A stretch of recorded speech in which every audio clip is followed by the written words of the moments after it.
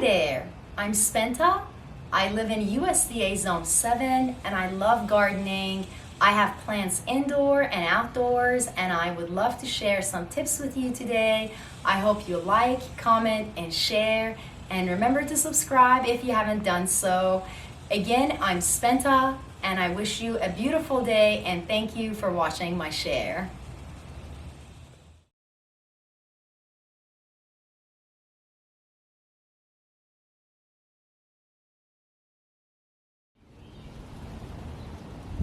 Hi, I'm Spenta and it's a beautiful morning. I'm sharing my sunflowers with you. These are a result of succession planting, and actually these sunflowers are a result of succession transplanting. And I do both and I highly recommend them if you have small gardens or a large area because it helps save money and it's a great method of gardening. Let me tell you what it means to do succession planting. So in case of sunflower or other plants, you can do this. In case of sunflower, what I did is during the springtime, I planted about 50 seeds in one area that I had prepared. These are self-seeding sunflowers that I planted in that area in the springtime, early on in the spring. And that area was made for me to move sunflowers out of and place in other areas of my gardens. Now this area didn't have anything around it. It's not in my gardens, it's just by my gate. So I decided I wanted something next to it, and I decided this year sunflowers would be great. They are self-seeding. Most likely next year I will have sunflowers growing here from the same area, and if I don't have to worry about it because the sunflowers, see, they are so many of them, and you can take the deadheads off, and I do, and you save the seeds by taking the deadheads off the flower. You can save the seeds. They grow really tall. They love the sun. They really don't need much maintenance. You just need to water them to get them established. Another method of succession transplanting that I did is I transplanted another 50 seeds. My next 50 seeds were not transplanted directly all the way in one time.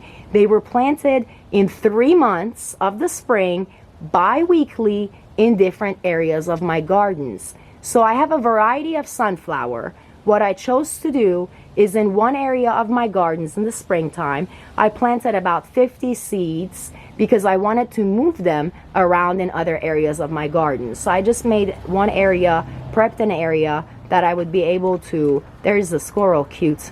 So I would be able to plant and therefore move the plants and transplant them to other areas of my gardens, which is what I did. And I did that when they were about 12 to 15 inches tall. As you can see, there's a bee there. This is a great pollinator.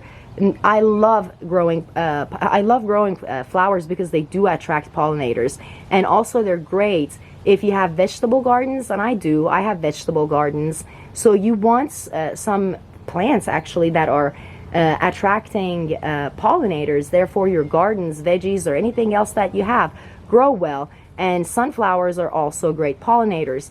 Really easy to grow. They grow in any kind of soil pretty much, but they do like the sun. They will turn their head as soon as the sun hits them, and they will turn from one area to another area. Really pretty to watch. In different times of the day, actually, their heads are moved towards different areas. So I moved this plant over here when it was about 12 inches, and look how tall it is now, 12 inches. And right there that's how tall it has gotten.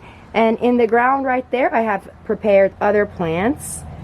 I have a crepe myrtle that I've transplanted there, a hollyhock that I planted via seed, and hollyhocks usually flower the upcoming year, so that's what mine will do. There is a German sage back there that I transplanted, and as you can see, I've had to anchor the sunflower a few times.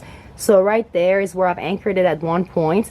And sunflowers do get heavy, so this is the variety that grows tall. It's self-seeding. That means that it will put seeds all over the ground, and it has so many deadheads that you can cut them off and actually save them for the upcoming year.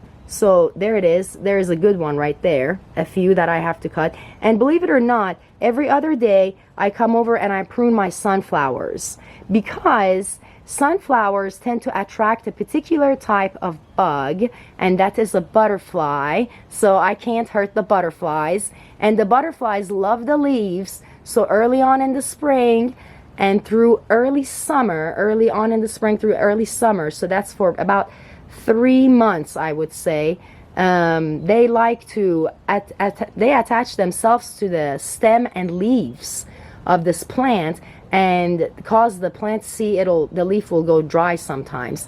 And right now the reason it's because, well, you know, it's had so much sun on it, so some of them get burned. But early on, if you see a lot of your sunflower leaves on the bottom turning brown, that's, if you look on the bottom, you'll usually see these little black little caterpillars. Well, they're going to turn into butterflies.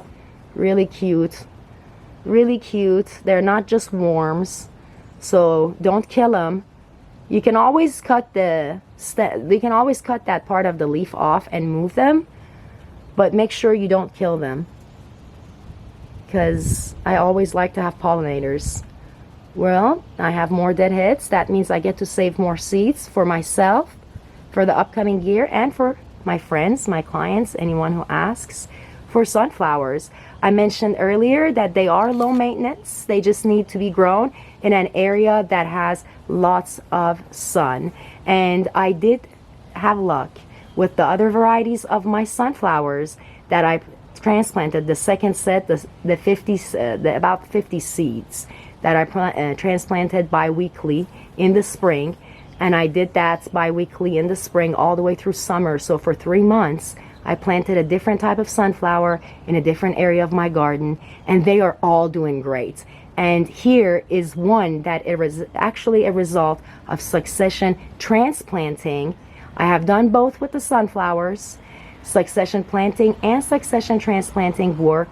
They are annuals, so keep that in mind. Some are perennial, but here in my area, this here is a self-seeding sunflower, and you can purchase seeds from your local nursery or from someone like me who is growing them and who has the seeds, or maybe a neighbor or anyone that you see that is growing them and has them in your area.